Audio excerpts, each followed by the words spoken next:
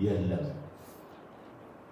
በስመ አብ ወወልድ ወመንፈስ ቅዱስ አሐዱ አምላክ። አባታችን መላከ ኪዳን ቀሲስ ሳሙኤል፣ የተከበረች እህታችን መዘምር ሲስተር ማህሌት፣ የተከበራችሁ የኮሚቴ አባላት፣ እግዚአብሔር የሚወዳችሁ የሚያፈቅራችሁ የሚያዝንላችሁ የሚራራላችሁ የተከበራችሁ የዚህ ቅዱስ ቤተክርስቲያን አባላት በሙሉ እንደምን ከረማችሁ? እንደምን አላችሁ? እንደምን ሰነበታችሁ? የእግዚአብሔር ስሙ ከአጥናፍ አጥናፍ የተመሰገነ የተባረከ ይሁን። ዛሬ የምንማረው በማቴዎስ ወንጌል 15 ምዕራፍ 32 ላይ ባለው ኃይለ ቃል ነው። ከዚያ ቀደም ብለን ግን ያው የጽጌ ጾም ጀምረናል። አምላካችን ፈጣሪያችን ወርሃ ጽጌ ነው የሚባለው፣ ይቅርታ፣ ወርሃ ጽጌን ጀምረናል። በዚህ ወርሃ ጽጌ ውስጥ የእመቤታችን ቅድስት ድንግል ማርያም በረከት በእኛ ላይ እንዲያደር አባታችን ከተናገረው አንድ ታላቅ ነገር አነባለሁ። አባቱን የማይቀድም ልጅ እናቱን የፈጠረ ልጅ፣ አባቱ የማይቀድመው ልጅ እናቱን የፈጠረ ልጅ የፈጠራትን የወለደች እናት፣ ይህ ነገር ይገርመኛል ብሎ አባታችን የተናገረውን ለመናገር ነው። እጹብ ድንቅ የሚባል የእግዚአብሔር ምስጢር በዚህ በወርሃ ጽጌ ውስጥ ትላልቅ ምስጢራትን እንማራለን። እግዚአብሔር አምላካችን የእመቤታችን በረከት ጸጋ በእኛ ላይ ያሳድርብን። እንግዲህ ወደ አርዕስታችን እንመለስና በማቴዎስ ወንጌል ምዕራፍ 15 ከቁጥር 12 ጀምሮ እንዲህ ይላል። ከቁጥር 32 ማቴዎስ ምዕራፍ 15 ከቁጥር 32 ኢየሱስም ደቀ መዛሙርቱን ጠርቶ ሕዝቡ ከኔ ጋር እስካሁን 3 ቀን ውለዋልና የሚበሉ ስለሌላቸው አዝንላቸዋለሁ። በመንገድም እንዳይዝሉ ጾማቸውንም ላሰናብታቸው አልወድም አላቸው። ደቀ መዛሙርቱ ይህን ያህል ሕዝብ የሚያጠግብ ይህን ያህል እንጀራ በምድረ በዳ ከወዴት እናገኛለን አሉት። ኢየሱስም ስንት እንጀራ አላችሁ አላቸው። እነሱም 7 ጥቂትም ትንሽም ዓሣ አሉት። ሕዝቡም በምድር ላይ እንዲቀመጡ አዘዘ። 7ቱንም እንጀራ ዓሣውንም ይዞ አመሰገነ፣ ቆርሶም ለደቀ መዛሙርቱ ሰጠ። ደቀ መዛሙርቱም ለሕዝቡ፣ ሁሉም በሉና ጠገቡ። የተረፈውም ቁርስራሽ 7 ቅርጫት ሙሉ አነሱ ይላል። ስለ ቃሉ እግዚአብሔር የተመሰገነ የተባረከ ይሁን። እኛ ከዚህ ውስጥ የምንወስደው አዝንላችኋለሁ ያለው ይህ ታላቅ ቃል ነው። ጌታችን መድኃኒታችን ኢየሱስ ክርስቶስ አዝንላችኋለሁ፣ 3 ቀን ከኔ ጋር ነበሩ፣ በመንገድም እንዳይዝሉ እንዳይደክሙ ባዶ ሆዳቸውን እንዲሄዱ አልፈቅድም። ስለዚህ ደቀ መዛሙርቱን አንድ ነገር አድርጉ አላቸው። እምነትን የጠየቃቸው በዚህ ውስጥ የእምነት ጥያቄ የጠየቃቸው ከእሱ ጋር ኖረዋልና፣ ከእሱ ጋር አገልግለዋልና፣ ከእሱ ተምረዋልና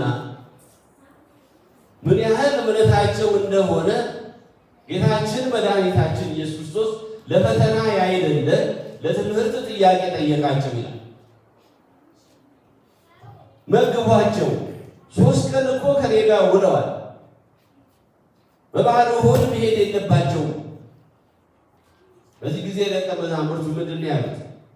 ጌታ ሆይ ከ4000 ሕዝብ በላይ ናቸው፣ ለእነዚህ የሚበቃ ምግብ የለንም። ምንድን ነው የምንሰጣቸው? እንዴት ነው የምንመግባቸው?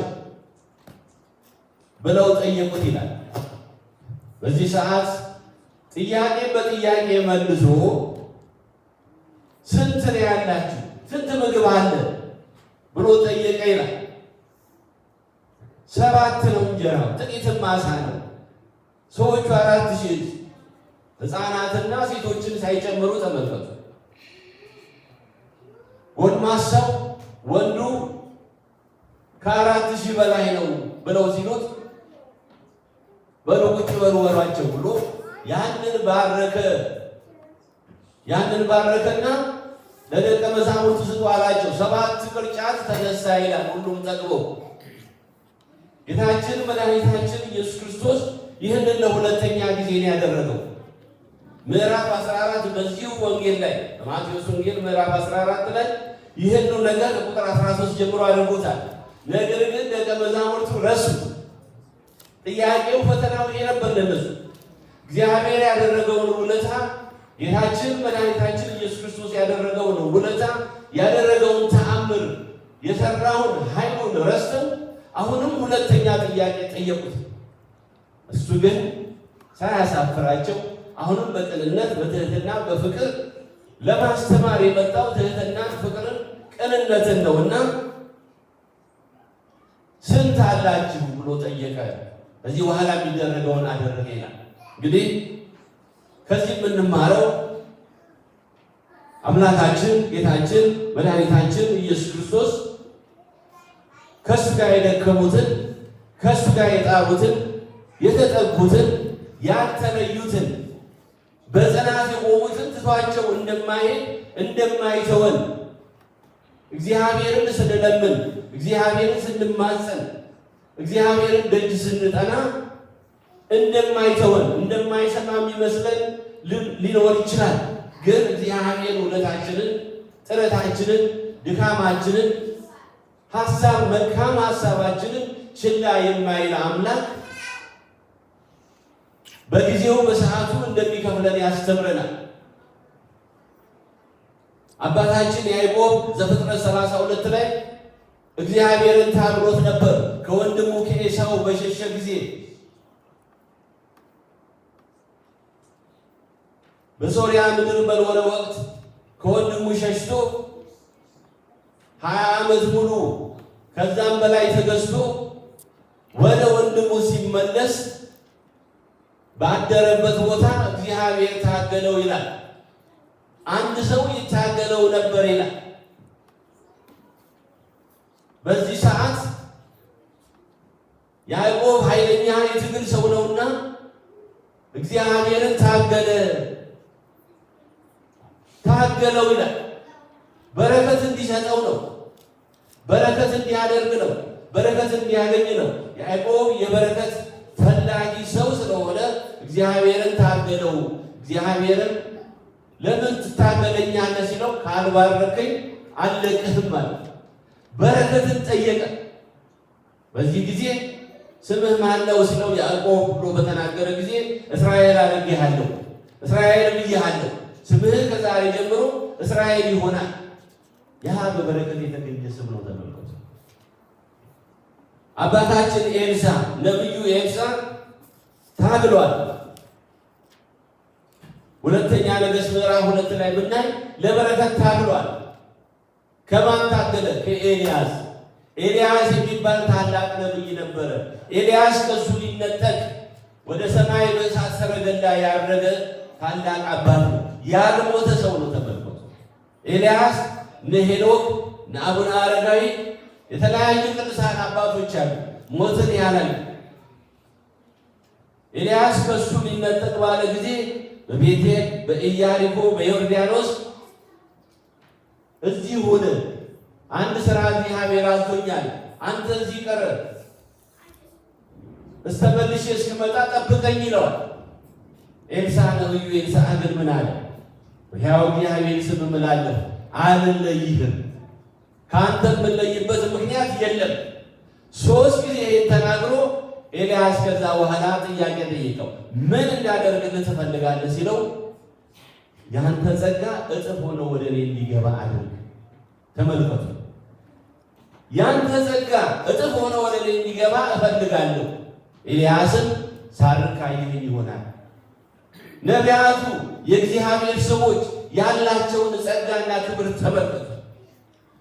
ታላላቅ አባቶች ማድረግ የሚችሉትን ተመልከቱ። አባታችን ኤልሳዕ ከዛ በኋላ በጣም የሚገርሙ በሐዲስ በብሉይ ኪዳን እንደ ክርስቶስ እንደ ነቢዩ ኤልሳዕ የሰራ የለም። ክርስቶስ በሐዲስ ኪዳን የሰራውን ብዙ ነገር አባታችን ኤልሳዕ ሰርቷል። የሚገርመው ይህ ነቢይ በመታገዙ ከእግዚአብሔር ጋር በመጽናቱ እግዚአብሔር ጋር ፍቅሩን በማድረጉ ኤልያስን መምህሩን ደግሞ በረከት በመጠየቁ አይደለይህም በማለት በረከተ ጸጋን አገኘ። ኤልሳዕ ካደረጋቸው ትልቁ ነገሮች ጌታችን መድኃኒታችን ኢየሱስ ክርስቶስ ዛሬ እንዳደረገው ምግብ ባርኮ አትርፎ እንደሰጠ ኤልሳዕ በብሉይ ኪዳን አድርጓል። የሚገርማችሁ በነገሥት ምዕራፍ 4 ቁጥር 42 ላይ ምግብ ባርኮ አብልቶ አነሰው። ጥቂቱን ምግብ ወስዶ ባርኮ እስኪተርፍ ብዙ መስሎ እስኪተርፍ ድረስ አደረገ። በብሉይ ኪዳን ነው እንግዲህ ተመልከቱ። መድኃኒታችን ኢየሱስ ክርስቶስ አልዓዛርን ከሞት እንዳነሳው ነቢዩ ኤልሳዕ ከሞት ሰው አስነስቷል። ያውም እንግዳ የምትቀበለዋን ኑኃማዊቷን ሴት ኤልሳዕ በመንገዷ ያልፍ ነበር ይላል። ደግነት ያዋጣል ወንድሞቼ፣ ቤተሰቦች፣ ደግ መሆን፣ ቅን መሆን፣ መልካም ሰው መሆን እግዚአብሔር ከሚወደው ነገር ትልቁ ነገር በተለይ እንግዳን መቀበል፣ የእግዚአብሔርን ሰው ማስተናገድ፣ ለእግዚአብሔር ቅንነትን መስራት እግዚአብሔር የሚከብረው ታላቅ ዋጋ ነው። እቺ ኑኃማዊት ሴት አባታችን ኤልሳዕ ምን አለችው? አባታችን ኤልሳዕ ሆይ በዚህ ታልፋለህ፣ አንተ ነቢይ ነህ። ለምን ሲመሽ በቤቴ ገብተህ አታርፍም? ገብተህ ቡና ጠጥተህ ሻይ ጠጥተህ ውሃ ጠጥተህ ተስተናግደህ ለምን አትሄድም ማለት? እሺ ያለና በቤቷ መስተናገድ ጀመረ። ከዚህ በኋላ ትንሽ ቆይታ ሐሳብ መጣላት። ከባሏ ጋር ተማከረች። ምን ተማከረች? ለምንድን ነው አንዳንዴ ሲመሽበት እንዲያደር ማደሪያ እናንሰራለን? የእግዚአብሔር ሰው እኮ ነው። ወንድሞቼ፣ ቤተሰቦቼ፣ ወገኖች የምትቀበሉትን አታውቁ፣ የሚያመጣላችሁን ጸጋ አታውቁ። ባሏም መልካም ሰው ነበረ፣ በሐሳቧ ተስማማ ይላል። በሐሳቧ በተስማማ ጊዜ ማደሪያ ሰራችለት። ውለታዋ ስለከበደው ምን አለ? ለዚህ ሴት ምን እናድርግላት ብሎ አገልጋዩን ጠየቀ ይላል። ምን እናድርግላት? ተመልከቱ፣ ቅዱሳኑ ለሰው ይራራል። ጌታችን መድኃኒታችን ኢየሱስ ክርስቶስ አዝንላቸዋል። ኤልሳዕ ለዛች ኑኃማዊት ሴት አዘነላት። ስለምታደርገው ቸርነት አዘነላት። ምን ላድርግላት አለ። ጸንቶ በጠየቃት ጊዜ ላይ ታሪኩን አስናግና እኔ በአባቶች ቤት በደስታ ነው ያለሁት፣ የጎደለኝ ነገር የለም፣ ምንም ነገር ከአንተ አልፈልግም፣ መልካም ነገር ብቻ ማድረግ ነው፣ ባርከኝ፣ በረከትህን ነው አለች። ቀን ሴት ናት። ኤልሳዕ አላረካውም። ነቢዩ ኤልሳዕ አላረካውም። የነገር ምንድን የጎደላት እስኪ ብሎ ያዝን አገልጋዩን ጠይቅ ሲል ለካ ልጅ የላትም፣ ለካ መሃን ናት። አባታችን ነቢዩ ኤልሳዕ ልጅ መስጠት እንደሚችል አልገባትም። እሷ ቅዱሳኑ የእግዚአብሔር አገልጋዮች በእግዚአብሔር ጸጋ ኃይል የፈለጉትን ነገር ማድረግ እንደሚችሉ አልገባትም። የጎደላት ነገር ስጋዊውን ነገር ብቻ ነው ያሰበችው። ይሄን ስጋዊ ነገር ነው በእርግጥ ግን ጠልቆ ያን ያህል ይሄዳል ብላ አላሰበችም። የምታስተናግደው ሰው በዚህ ጊዜ ልጅ እንደሌላት ስለነገረው የዛሬ ዓመት ልጅ ልታቅፍ ያለሽ ይላል። ደነገጠች ይላል።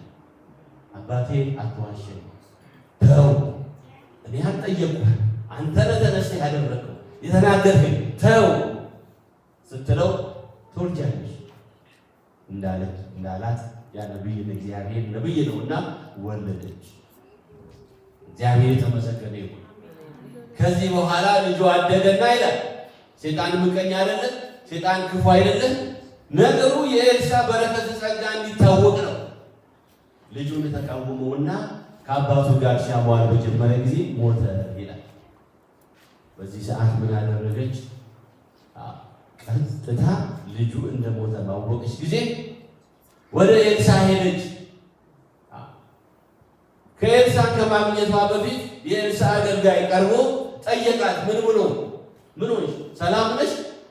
አዎ ሰላም ነው። ሰላም አይደለችም። ተመልከቱ። ሰው አንድ ልጁ ከሞተበት ሰላም አለው? ሰላም ነው? ሰላም ነኝ አለች። ለምን? መናገር ለሚገባት መናገር ስላለባት። ማግኘት የፈለገችው ያን ነብይ ነው፣ ሌላ አይደለም፣ ለአገልጋዩ አይደለም። ያን ነብይ ነው ማግኘት የፈለገችው። የት አለ አባቴ ኤልሳ? የት አለ ነብዩ አለች። ምን ነው ሰላም ነው ሲላል፣ ሰላም ነው። ተረጋግታ ተመልከቱ። የእግዚአብሔር ሰዎች የሚረጋጉ ሰዎች ናቸው። የእግዚአብሔር ሰዎች አይጨነቁም። የእግዚአብሔር ሰዎች እግዚአብሔር ከነሱ ጋር ስለሚሆን፣ እግዚአብሔር ከነሱ ጋር ስለሚሄድ፣ እግዚአብሔር ከነሱ ጋር ስለሚወጣ፣ እግዚአብሔር ከነሱ በረድኤት ስለማይለይ ያንን ያውቃል። አባታችን ጻድቁ ዮሴፍ እኮ በእግዚአብሔር ፊት ክፉ ነገር መስራት አልፈልግም ያለው እኮ በግብፅ ሀገር እግዚአብሔር በማይጠራበት በሌለበት እግዚአብሔር ከሱ ጋር እንዳለ ስላወቀ በእግዚአብሔር ፊት ክፉ መስራት አልፈልግም ማለት። ንግሥቲቷ ለክፉ ስራ በተጠይቀው ማንም አያውቅም። ዮሴፍ ግን እግዚአብሔር ዓይኑ ከሱ ጋር እንደሆነ አውቋል። ስለዚህ ይህች እናት ቀጥታ ነብዩን ጠየቀች። ነብዩ በዚህ ሰዓት ደነገጠ። መጣና ከሱም ተሰውሮ ነበር ይላል። ከሱም ተሰውሮ ነበር። እኔ ጠየቅኩ፣ ልጅ ስጠኝ አልኩ፣ ለመንኩ፣ ለምን እንዲህ ታደርገኛለህ? ደነገጠና ምንድን ነው ታሪክሽ ንገር፣ ልጄ ሞቷል። በዚህ ሰዓት በትሩን አነሳና ይላል። አሁን በትር ይዘን የምንጸልየው የምንለምን መሀል ስንቆም በትር ያቆ የትላልቆቹ አባቶች ምሳሌ፣ የመስቀል ምሳሌ ትንቢት ነበረ። በትሩን ለአገልጋዩ ሰጠና ሄድ፣ ይሄን በትር ልጁ ላይ አድርግበት። አያችሁ ቅዱሳን፣ አያችሁ የእግዚአብሔር ሰዎች፣ አያችሁ የእግዚአብሔር ሰዎች ያላቸው ጸጋ ምን ያህል ሩቅ እንደሆኑ። በዚህ ሰዓት ሴትዮዋ ግን ኃይለኛ ነበረች። አይ ይሄን አልቀበልም፣ አንተ ራስህ ከኔ ጋር መሄድ አለብህ። ኧረ ግድ የለም ይሆናል ይላል። አይሆንም፣ አንተ ራስህ ከኔ ጋር መሄድ አለብህ። ተነስቶ አብሮ ይሄዳል። ከዛ ልጇን ፈወሰለት። አዳን። ታሪኩ አጭር ረጅም ነው፣ ብዙ ነው፣ ግን አጠር አድርገን ስናስቀምጠው ተመልከቱ። ይሄ አባት በምን ይሄን ጸጋ ያገኘው? ከአባቱ ከመምህሩ ከኤልያስ ጋር በጽናት ስለቆመ። ጌታችን መድኃኒታችን ኢየሱስ ክርስቶስ ያደረገው ብዙ ተአምር በብሉይ ኪዳን ያደረገው ነብዩ ኤልሳ ነው። ሞት አስነስቷል። የተራቡትን እንደዚህ ባርኮ አምልቷል።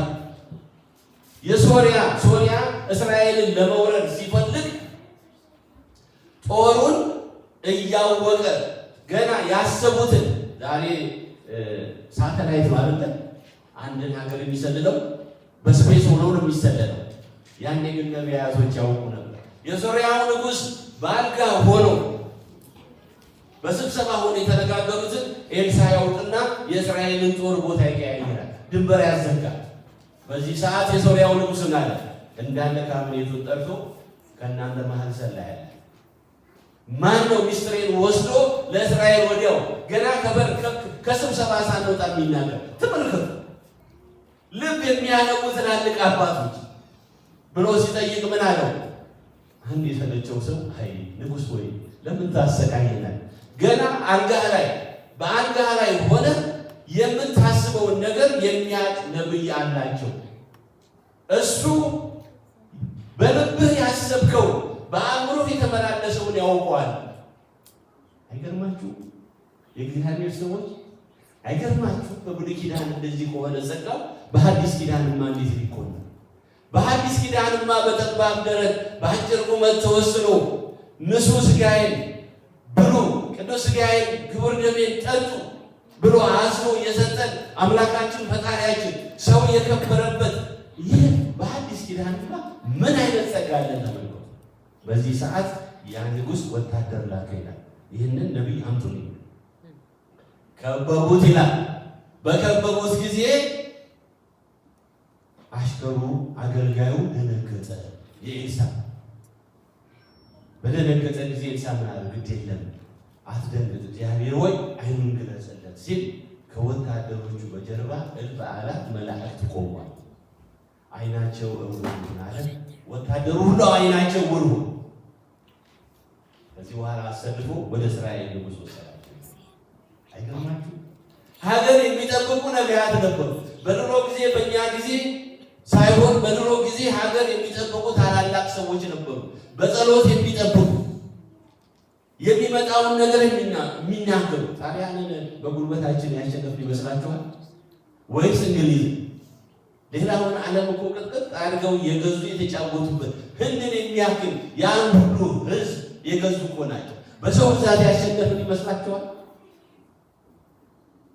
እግዚአብሔርን የሚፈሩ ሰዎች ስለነበሩ፣ ከእግዚአብሔር ጋር የሚነጋገሩ ሰዎች ስለነበሩ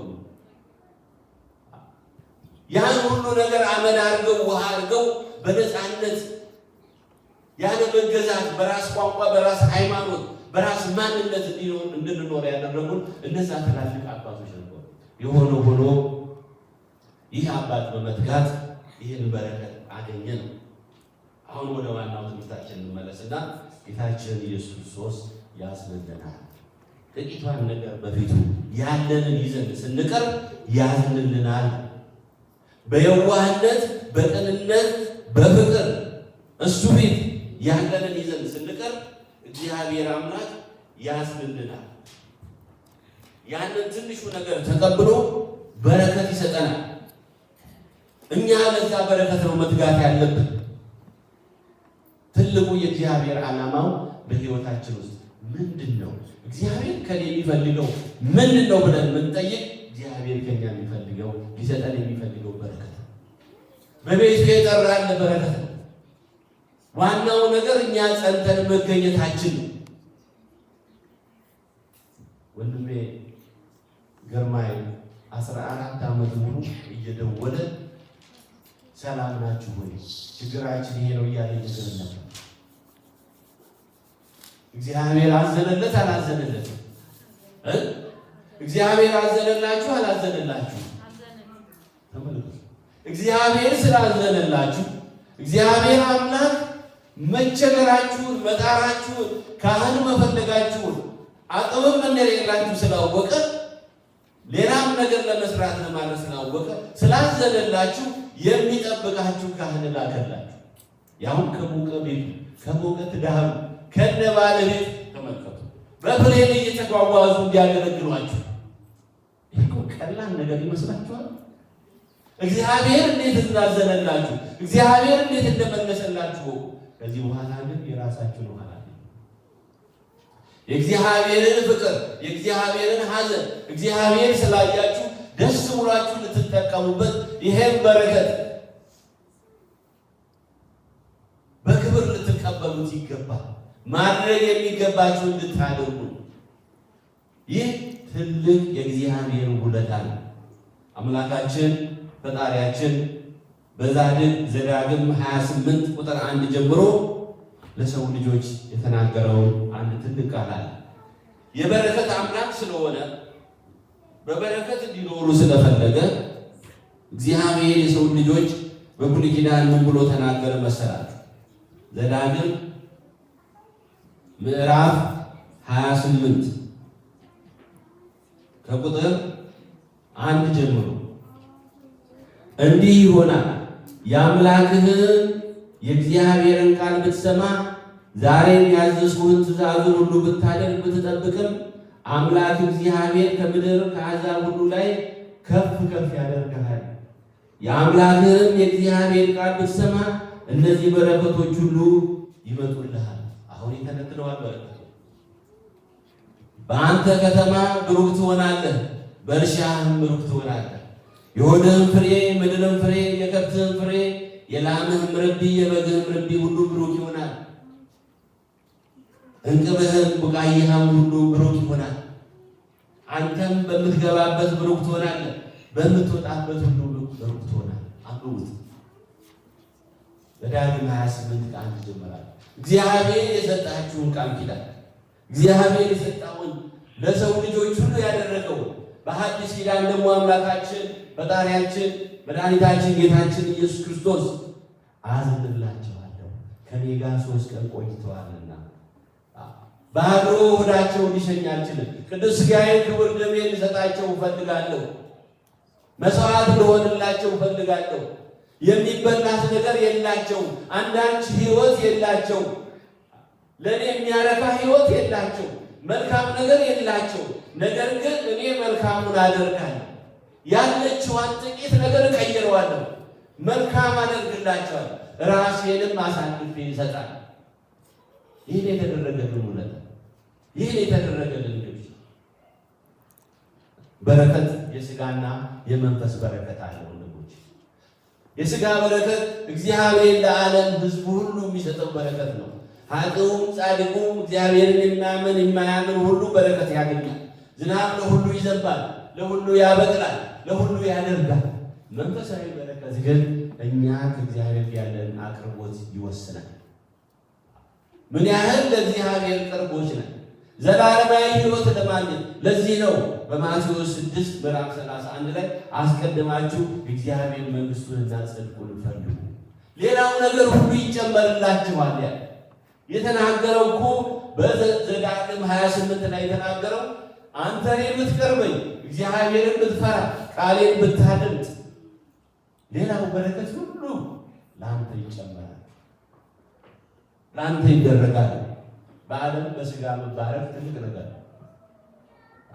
ጥሩ ስራ፣ ጥሩ ሕይወት፣ የተለያየ ትምህርት፣ ፕሮፌሽናል ሆኖ መኖር ሁሉም ማለት ጥሩ ነው። ነገር ግን ብርና ነቀዝ ከማያበላሸው ከማያገኘው ደግሞ መዝገብ ይኑራችሁ፣ በሰማያዊ መዝገብ ይኑራችሁ ያለው ስቶክ ማርኬት ወደቀ ብለን የማንሰጋበት ባንክ ኦፍ አሜሪካ ከላይ የሚኖር ባንክ ኦፍ ቼዝ ባንክ ከላይ ይኑራችሁ፣ ዌል ፋርጎ ባንክ ከላይ ከሰማያዊ ይኑራችሁ። አካውንት አለን ወይ?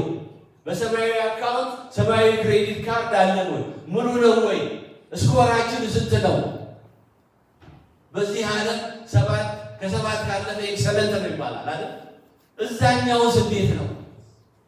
የዛኛው ክሬዲት ካርድ እንዴት ነው? በዚህ ዓለም ላይ ቤት ለመግዛት መኪና ለመግዛት የተለያየ ነገር ለመከራየት እንኳን ክሬዲት ስኮር ይታያል። ያኛውስ ስኮር ከእግዚአብሔር ጋር ያለን ፍቅር እንዴት ነው? እና አንድ ሰነፍ ምሁር እንዳትሆኑ ነው። ይህ ምሁር በዚህ ዓለም ብዙ የተማረ ነው፣ ብዙ ዲግሪ ያለው ነው። አንድ ጊዜ ይዝናና እንደው እጽዋትን እያየ ሰማያትን እያየ ለመዝናናት ቫኬሽን ወስዶ ይሄዳል ወደ ላንጋኖ አካባቢ። ከዛ ደግሞ መነኩሴ የሆኑ እግዚአብሔርን የሚያገለግሉ ነገር ግን ሰርተው መኖር የሚፈልጉ ትንሽ ታንኳ ገዝተው ሰውን ቱሪዝሙን እየረዱ እያገዙ የሚኖሩ ደግሞ መነኩሴ ደግሞ አለ። አሁን እንደ ነፃ አሁን ኡበር ታክሲ እየረዱ እዚህ ሀገር ብዙ ካህናት ይኖራሉ፣ ራሳቸውን የሚረዱ ነገር ግን ራሳቸውን ሸፍነው በንጽህና የሚኖሩ ናቸው። ተሳፋሪው ግን ስለነሱ አያውቅም። ብዙ ነገር ሊናገራቸው ይችላል። እንደዚህ ማለት ያ ምሁር እያዝናኑት ከዋክብትን ያይና ረፈድ ያለ ነበረ። ወንድሜ ይላቸው፣ አቤት። ስለ ከዋክብት ተምረሃል? ስለ ከዋክብት የምታውቀው ነገር አለ? እሳቸው እኮ መጽሐፍ እሳቸው ድጓን ጾመ ድጓን የጨረሱ ብዙ የተማሩ ናቸው። እና በትህትና አይ ምን ማለት ነው? ይህችም ታንኩ መንዳት ነው፣ ሰው ማሰናለብ ይላል። አይ ግማሽ ሕይወቶትን አጥተዋል ማለት ነው ይላቸው። አሁን ዝም አሉ። እሳቸው በነፍስ ይከበሩ አባት ናቸው፣ ግን ዝም አሉ። አሁን ከዛ በኋላ እጽዋቱ እንደሞ ሐይቁ ላይ ያሉትን እጽዋት አየና፣ እሺ ስለ ብትወሎጂስ የሚያውቁት ነገር አለ ወይ? ምንድን ነው ብትወሎጂ? ስለዚህ እጽዋት አይ ለማቀብ የኔ ስራ ታንኳ መንዳት ነው ብያለሁ ወንድሜ ይልታል። ችን ታንኳ አይ አሁንም እኮ ግማሽ ሕይወቶትን አጥተዋል ማለት ነው ይቃላው። ሰውየው ጨረሳቸው እዛ እያለ ሰውየው እየገረማቸው እያሰላሰሉ ጉማሬ ከዚያ ታንኳ ውስጥ ይመጣል። ልጅ ያላት ጉማሬ ለቃት ለልጇ ስለምትቀላ ገፋ ታደርገዋለች ታንኳው። አሁን ሰውየው ልምድ ስላላቸው ክፉ ነገር እንደገጠማቸው እንኳን ዞር ብለው ጌታው ውሃ ዋና ተምረሃል አለ። እኔ አልተማርኩም እኔ አላውቅም። አይ ጌታ እንግዲህ ሙሉ ህይወትን እንድታጣ ነው ብለው እሳቸው ውሃ ውስጥ ዘለው መዋኘት ጀመሩ። የእሳቸውን ህይወት ቆርሶ ጨርሶ እሱ ግን ውሃ ዋና አልተማረም። ስለዚህ እሱ ምን አጣ? ሙሉ ህይወቱን አጣ። ተመልከቱ፣ የዓለም ጉዳይ እንደዚህ ነው። ሰማያዊውን ነገር እንድናስብ ጌታችን መድኃኒታችን ይፈልጋል። ያችን 7 እንጀራ ጥቂቱን ባርኮ ቀድሶ 7 ቅርጫት እንዳስነሳ አምላክነቱ ይሄንን አድርጎ እንደሰጣቸው ከኛም ትንሹ ጽድቃችንን አጎልቶ ጌታችን መድኃኒታችን አስፋፍቶ የሰማያዊ መንግስቱን እንድንወርስ ይፈልጋል። ቅድም እንዳልኳችሁ ትልቁ የእግዚአብሔር ዓላማ ለኛ ያለው በረከት ነው። ማቴዎስ 25 ላይ አይታችሁ እንደሆነ ምን ይላል? 25 ቁጥር 34 ላይ ኑ እናንተ የአባቴ ብሩካን ዓለም ሳይፈጠር ጀምሮ የተዘጋጀላችሁን መንግሥተ ሰማያት ውረሱ። ዓለም ሳይፈጠር ተመልከቱ። እኛ ሳንፈጠር ለእኛ በረከት እግዚአብሔር አዘጋጅቷል። ሳንፈጠር እኮ እንኳን እኛ ዓለም ሳይፈጠር ቀድሞ የተዘጋጀላችሁ ኑ የአባቴ ብሩካን ይህንን በረከት ውሰዱ። እግዚአብሔር ለእኛ በረከት ነው። ከበረከት ውጭ ሌላ ዓላማ የለውም። ጸንተን አብረን መቆም፣ እግዚአብሔርን መጠየቅ፣ መለመን፣ መታገስ ይኸው ዛሬ የደረስንበት። ብዙ ሰዎች ታግለውታል። እግዚአብሔር እንደያዩ አንለቅም ብለው ይዘውት ታግሰው፣ ብዙ ሰዎች ታግሰው ይኸው የዛሬዋን ቀን መልአከ ኪዳን ቀሲስ ሳሙኤልን ባለቤታቸውን እግዚአብሔር አባውቷል። እንግዲህ ይቀርበሉ እኔ እንኳን ወደ እኔ ኑ ሰው እንፈልጋለን ብዬ ዕጣ ሁሉ አውጥተን ወደ እኔ የሆነው ዕጣ ያን ሕዝብ መተው አልችልም ያለ አይገርማችሁ? ያን ሕዝብ መተው አልችልም። ምን አይነት እንዳለባችሁ ወቁ። ምን ነገራችሁ? ለዚህ ያን ሕዝብ መተው አልችልም። ሁሉ ያለው ቤተክርስቲያን አለ፣ ሁሉ ነገር የተሟላ ቢቸግረኝ ዕጣ አውጥቼ እኮ ዕጣው ወጣ፣ ወደ ፊኒክስ ወጣ። እሳቸውና ባለቤትየው ግን ምን አሉ? አይ ያን ሕዝብ አልተውም፣ ያሳዝንኛል። ያዘነላችሁ ካህን ያዘኑላችሁ ቤተሰቦች አላችሁ። ይውላችሁ እግዚአብሔር ስላዘነላችሁ ነው፣ በእነሱ አይደለም። እግዚአብሔር ስለፈለጋችሁ ነው። እንዳትጠፉ፣ ተስፋ እንዳትቆርጡ፣ ይህንን በልባችሁ እንድታኖሩት ነው የምነግራችሁ። እንግዲህ አምላካችን እግዚአብሔር ሁሉ ጊዜ ያዝንልናል። እግዚአብሔር ሁሉ ጊዜ ይራራልናል። ለነነዌ ሰዎች አዝኖ ነበር። እግዚአብሔር ለነነዌ ሰዎች አዘነ፣ እንዳይጠፉ ፈለገ። እግዚአብሔር በኖህ ዘመን አዘነ ለሰው ልጆች። የሰው ልጅ እንዲተርፍ ስለፈለገ በኖህ ዘመን እግዚአብሔር መርከብ አዘጋጃለ። 8 ሰው አተረፈ። ያን 8ቱን ሰው ባረከ። 8 ሰው ባርኮ የሁሉ ሰው በዓለም ላይ እንዲመጣ ተደረገ። ተመልከቱ፣ ቀላል አይደለም። እንዲሁም እግዚአብሔር በሰው ያዘነበት ጊዜ አለ። ዘፍጥረት 6 ላይ ለሰው እንደሚያዘን ሁሉ ደግሞ በሰው ያዘነበት። አስተሳሰባችን ስጋዊ ሲሆን፣ አስተሳሰባችን ክፉ ሲሆን፣ አስተሳሰባችን ከእግዚአብሔር ውጭ ሲሆን እግዚአብሔር ያዝናል በሰዎች። እግዚአብሔር ሰውን በመፍጠሩ ተጸጸተ ይላል። እግዚአብሔር እኮ የሚጸጸተው እንደ ሰው ሆኖ አይደለም። ሰው የሚጸጸተው ነገር የሚሆነውን ነገር ስለማያውቅ ተጸጸተ ሲል እኛ ሰው ሲጸጸት ምን ያህል እንደሆነ እንድናውቅ በዛ ደረጃ እግዚአብሔር ተጸጸተ ነው እንጂ እግዚአብሔር ነገር ከነገ ወዲያ የሚሆነውን ዳህራዊ ቀዳማዊ አልፋ ወኦሜጋ የሆነ አይ ይሄን ለምን ሰራው ትክክል አይደለም ብለን እንደ ሰው የሚጸጸት አይደለም። እኛ እንዲገባን በእኛ ቋንቋ የተጻፈ እግዚአብሔርን አሳዝነውታል። ስጋዊ ስንሆን አይወድም። እልህና ንትርክ፣ ቅያሜ፣ ቂም ሲኖር እግዚአብሔር አይወድም። ለነዛ ሰዎች 2 ጓደኛሞች የሚፋቀሩ ነበሩ። ነገር ግን መጽሐፍ ቅዱስ ይላል ንግድ በጀመረ ጊዜ ንግድ የሚነግድ ወዳጅን አታማክረው ይፈተናልና ይላል። መጽሐፍ ቅዱስ የሚያስተምረን ነገር የለም። አሁን አንዷ ቢዝነስ ልጀምር ትላለች። ምን ምግብ ቤት ትከፍታለች። ምግብ ቤት ትከፍትና ምግብ ቤቱን ስም የሚጽፍላት ሰው ትፈልጋለች። የጻፈው ሰውዬው ይመጣና ምን ብል ይሻለኛል ስትለው ሳቅ በሳቅ ምንለው ሲላል ጥሩ ሳቅ በሳቅ ምግብ ቤት ተብሎ ተከፈተ። ገበያው ደራ፣ ገበያው ሞቀ። ብዙ ሰው እየገባ መብላት ጀመረ። ጓደኛ ቀናች፣ ባለሙያ ነበረችና ቀናች። እቺና ስለቀደመቻት ነው እንጂ እቺ ባለሙያ ነው። ግን ሌላ ነገር ከማድረግ አትስረቅ የሚለው እኮ እግዚአብሔር ትእዛዝ አንዳንድ ጊዜ ይገርማል። አበሻ እዚህ ጋር ጫማ ቤት ሲከፈት ሌላ ነገር ከመፍጠር ያባታል እንዴ ነው ጫማ ቤት ይከፈታል። ሌላ ነገር እኮ አትስረቅ እኮ ማለት ይሄ ነው። ሰረቀ ማለት ነው የዛን ይወዳጁ። ከዚህ በኋላ እቺ ሴት አሁንም ምግብ ቤት ትከፈታለች። ተይ ብትባል እምቢ አለች። ደግሞ ምን ብታደርግ ጥሩ ነው? ያንኑ ሰውዬ ለዛች የጻፈላትን ሴትዮ ሰውዬ ትጠራለች። ስም አውጣለች። ጥሩ ስም ገብቷታል እሱ እንዳወጣል እና እሱ የጻፈው ነገር ያዋጣል ብላ ነው። ከዛ በኋላ ምን ሆነ? ምን ማድረግ ይሻለኛል ስትለው ጥርስሽ ይርገብ አላችሁ። ክፋት ሲያጣላችሁ ተመልከቱ። ጥርስሽ ይርገብ ብለን ጥሩ አይደለም? በጣም ጥሩ።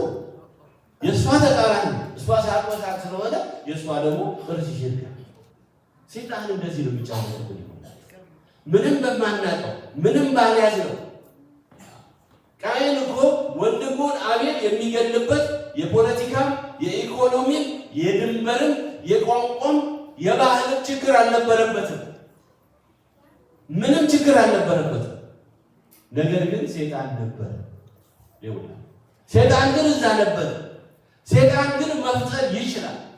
ዛሬ እንዳንግባባ አብረን እንዳንሰራ አብረን እንዳንሆን ፍቅር እንዳይኖረን ጸጋ እንዳይኖረን የሚያደርገን ሴጣን ያንን ካላወቅንበት ይጥለናል።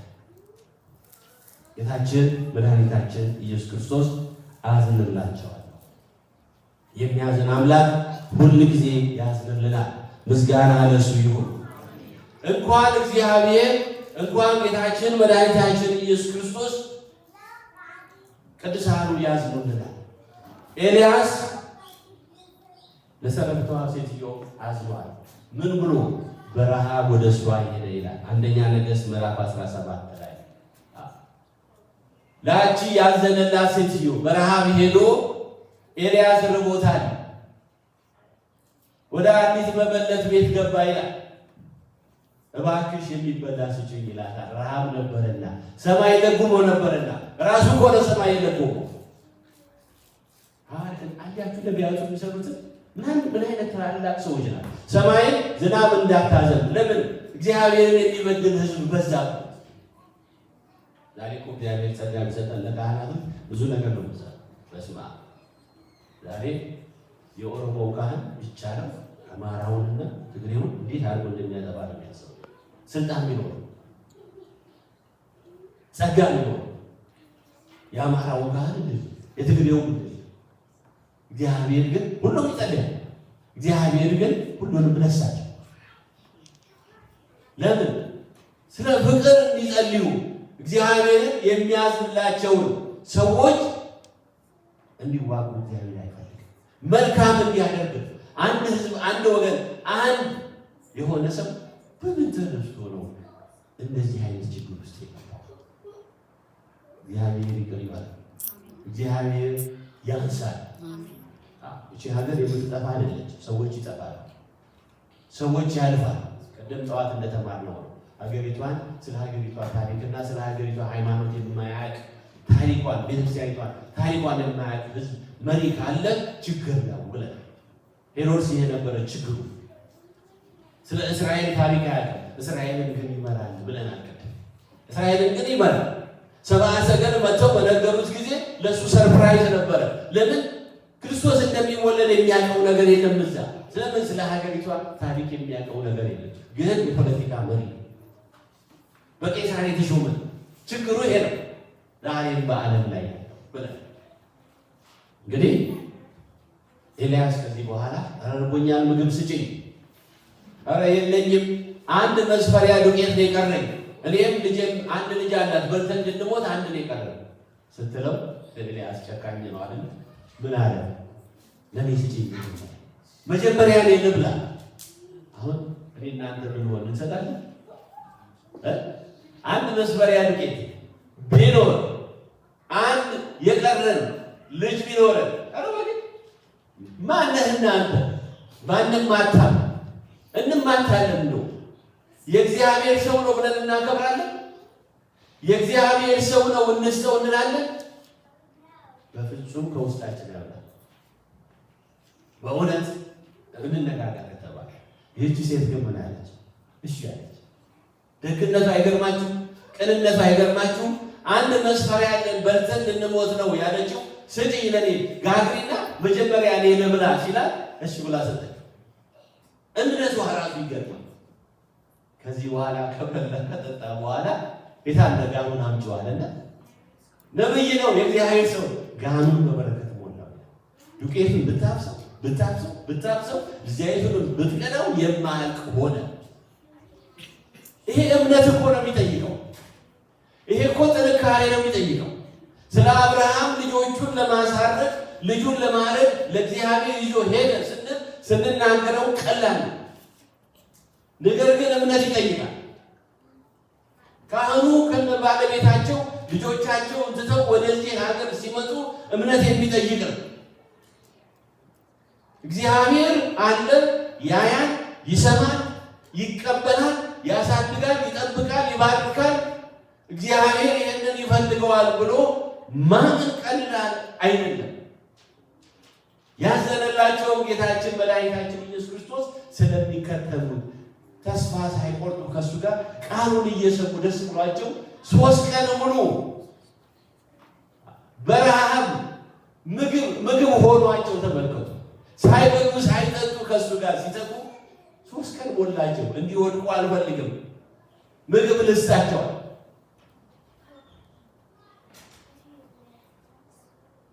እንኳን ለሰው ልጅ ቅዱሳኑ ለእንስሳ ያዝናሉ። ምሳሌ 12:10 ላይ ጻድቅ ሰው ለእንስሳ ነፍስ ይራራል።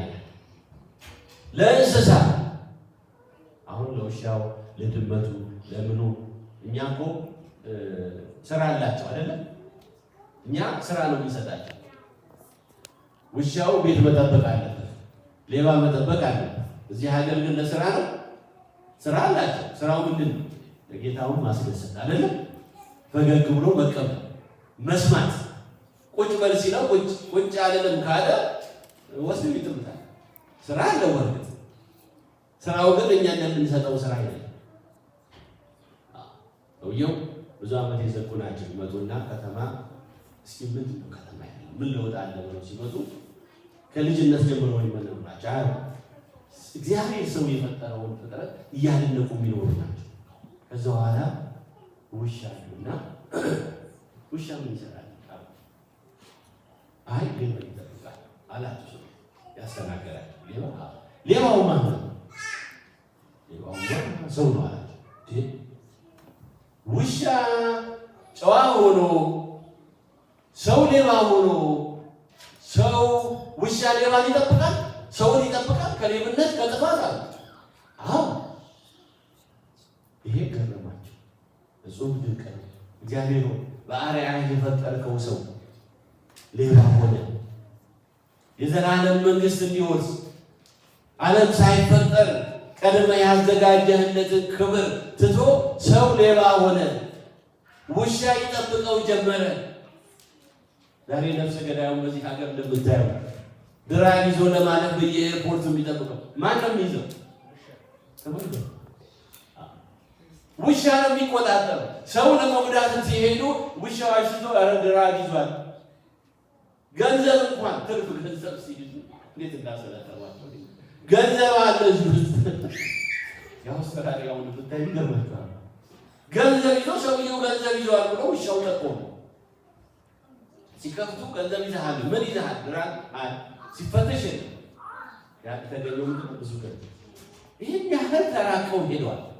አዳም ተፈጥሮን እንዲቆጣጠር ነበር። ስላልቻለ ግን ተፈጥሮ አዳምን መቆጣጠር ጀመረ። አያችሁ፣ ይሄ ነው እናታችን ቅድስት ድንግል ማርያም ለተጠማ ውሻ ምን አደረገች? በጫማዋ አጠጣች። ቅዱሳኑ እንደዚህ ናቸው። የእግዚአብሔር ሰዎች እንኳን ለእግዚአብሔር ለሰው ይራራል፣ ያዝናል። እንድንተዛዘን እግዚአብሔር ይፈልጋል። እንድንተጋገዝ እግዚአብሔር ይፈልጋል። ወንድሞች እልህ እንድንያያዝ አይደለም፣ እንድንጣላ አይደለም፣ እንድንከራከር አይደለም፣ በእግዚአብሔር ፊት ክፉ እንድንሰራ አይደለም፣ እንድንተዛዘን። የሰው ልጅ ለሰው ማዘን አለበት። ሰው እኮ የተፈጠረው አሁን አዳም ብቻ ይሆን ዘንድ መልካም አይደለም። ብዙ ጊዜ ለጋብቻ የሚጠቀስ ነው። ያ ብቻ አይደለም፣ እንዲረዳዳ፣ እንዲታገዝ፣ እንዲተጋገዙ ሰው ላይ ዛሬ ኢትዮጵያኖች እኮ እዚህ ስናያችሁ እንዴት ደስ ይለናል። ያ መልካም ነገር በውስጣችን እንዲያድግ ነው። እግዚአብሔር አምላክ እንድንረዳዳ፣ እንድንተጋገዝ ቅዱስ ፍቃዱ ይሁን። እንግዲህ ኑ እንዋቀስ፣ ኢሳይያስ 1 ላይ ኑ እንዋቀስ ይላል። ኑ እንዋቀስ። ጌታችን አምላካችን ፈጣሪያችን እግዚአብሔር ኑ እንዋቀስ ብሎ ሕዝበ ክርስቲያኑን ይጠራል። የሚያዝንልን አምላክ ነው። ጥፋትን ብናጠፋ ግድ የለም ኑ እስኪ ንገሩኝ ጥፋቴን ማለት ነው። ጥፋቴን ንገሩ፣ እኔም ጥፋታችሁን ልንገራችሁ። ለምን የተዘጋጀላችሁ ክብር አትውሱ። ከክፉ ነገር ተመለሱ፣ በፍቅር ኑሩ። የእስራኤል አንድ ታሪክ አለ። ቤተ መቅደስ ሶሎሞን ቤተ መቅደስ ይሰራበት 2 ወንድማማቾች ነበሩ ይላል። 2 ወንድማማቾች አባት እናታቸው ሞተው በእርሻ የሚተዳደሩ ነበር፣ ያወረሷቸው ናቸው። ይሄ እውነተኛ የእስራኤል ታሪክ።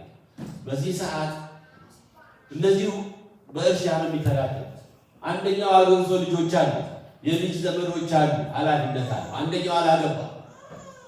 ነገር ግን እርሻውን አርሰው ሽጠው ምን ብለው እኩል ነው የሚከፋፈሉት። እርሻው ከሸጡም እኩል ነው የሚከፋፈሉት። ገንዘቡን እርሻውንም እኩል ነው የሚከፋፈሉት። በጎተራቸው እኩል ነው የሚያስገቡት። አንድ ቀን አንድ ወንድምየው ምን እየሰራ ነው ማለት ወንድሜ ትዳር አለ፣ ልጆች አለ፣ ቤተሰብ አለ፣ በእሱ ኃላፊነት ብዙ ሰዎች አሉ። እንዴት ነው እኩል ከወንድሜ ጋር የምከፋፈል? እኔ እኮ ላጤ ነፃ ሰው ነኝ። ለምን ለወንድሜ ትንሽ አብልጬ አልሰጥም? አሁን ውሰድ ብለው እሺ ስለማይለኝ ምን ላለ ለሊት እሱ ሲተኛ እየተነሳ ወተራው ላይ ልሙላት። በእንደ ድሮ ጊዜ ይሄ አጥር የለ ምን የለ ነፃ ነው። በዚያ ጊዜ እንኳን ድሮ በእኛም ዘመን እንኳን አልነበረ። ዘመን ቤተሰብ ሁሉ ሰፈሩ ቡና ባንድ ላይ ነው የሚጠጣው። አሁን ግን እንደዚያ አይደለም ብሎ አለ። ይቅርታ። ከዚህ በኋላ ምን ሆነ? እየተነሳ የወንድሙን ጎተራ ይሞላል። የወንድሙ ጎተራ ይሞላል። ያኛው ደግሞ ምን ያስባል መሰላል? እንዲህ እኔ ትዳር አለኝ፣ ቤተሰብ አለኝ፣ ልጆች አለኝ። ይሄ ወንድሜ አላገባም፣ ገና ያገባል፣ ገና ይወልዳል፣ ገና ህይወቱን ያሳድጋል። ለምንድን ነው እኔ ከሱ እኩል የምካፈለው?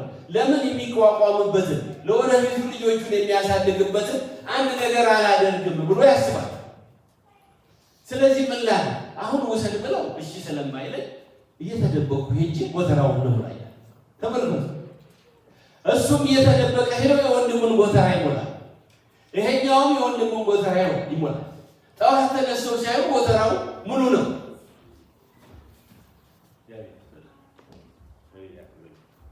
ጎተራው ሙሉ ነው። በዚህ ጊዜ የእግዚአብሔር በረከት ይገርማቸዋል። ሁለቱም ዝም ብለው ይሄን ሲያደርጉ አንድ ቀን ምን ሆነ መሰላል? ሁለቱም ተሸክመው ሲሄዱ መንገድ ላይ ግጥም። አሁን ገባቸው። ለካ ይሄም እኩል አስበው ይሄም ሄዶ የሚሞላው ያንኑ ነው። ተቃቅፈው ማልቀስ ጀመሩ። ወንድሜ ለምን ታደርጋለህ? ወንድሜ ለምን ታደርጋለህ?